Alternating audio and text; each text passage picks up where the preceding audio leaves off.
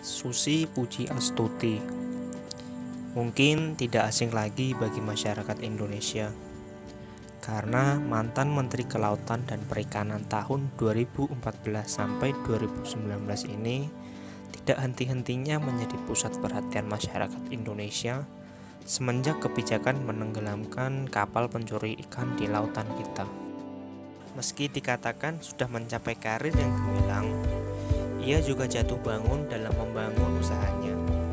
Wanita kelahiran Pangandaran ini mulai usaha sejak remaja. Bahkan saat SMP, beliau sudah berjualan pakaian dan body cover. Semasa SMA, ia memutuskan untuk berhenti sekolah dan menekuni usahanya. Didasari hidup di lingkungan nelayan dan modal Rp750.000, ia memilih berjualan ikan yang dibelinya dari tempat pelelangan ikan untuk dijual kembali. Niat merambah bisnis ke luar negeri, ia terhalang dengan jarak dan dana. Karena jika dikirim dengan kapal, ia khawatir kualitas lobster dan ikan jadi tidak segar. Singkat cerita, akhirnya ia mendapatkan jalan keluar setelah sang suami menyetujui untuk membeli pesawat.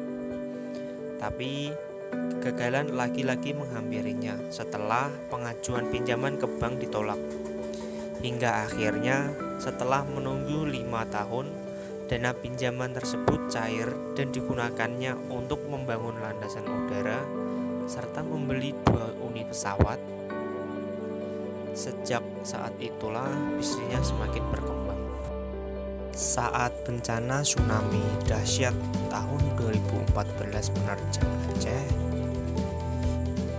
ia turut membantu mengirim bantuan ke lokasi dengan pesawatnya.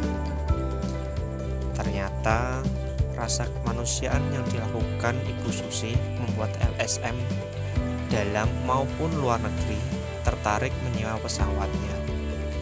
Setelah mendapatkan kesempatan tersebut, ia mengembangkan bisnisnya menjadi penyedia jasa transportasi. Dan sejak itulah Susi Air semakin dikenal banyak orang. Karena kegigihan dan kerja kerasnya, pada tahun 2014 ia diangkat menjadi Menteri Kelautan dan Perikanan. Mungkin hanya beliau seorang menteri yang tidak memiliki embel-embel gelar yang panjang di namanya.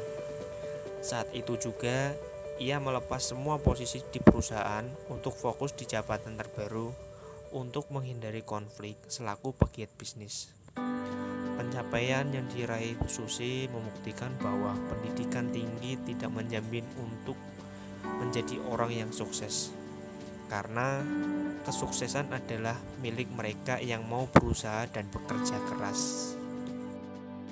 Dari cerita singkat kesuksesan tersebut, ada beberapa hal yang bisa kita pelajari. Yang pertama, tekun dalam berbisnis. Sebelum ia menjadi Menteri KKP, dulunya ia merupakan seorang penjual ikan. Namun dengan fokus pada satu bidang, ia mampu menjadi menteri di bidangnya. Lalu berani. Kalimat tenggelamkan mungkin salah satu kata yang membuat masyarakat kita bisa mengingatnya. Karena dengan keberaniannya menenggelamkan kapal pencuri ikan, ia memberikan dampak yang sangat besar bagi nelayan dan negara ini. Selanjutnya, rasa tidak berkecil hati. Kita juga sudah tahu jika ia hanya lulusan SMP. Namun dengan tingkat pendidikan tersebut, buktinya tidak menunjukkan rendahnya pengetahuan dan pengalamannya. Ia tetap menunjukkan segudang prestasi yang membuktikan bahwa beliau memang mempunyai kapasitas di bidangnya. Karena semua itu diperlukan rasa percaya diri dan tidak berkecil hati.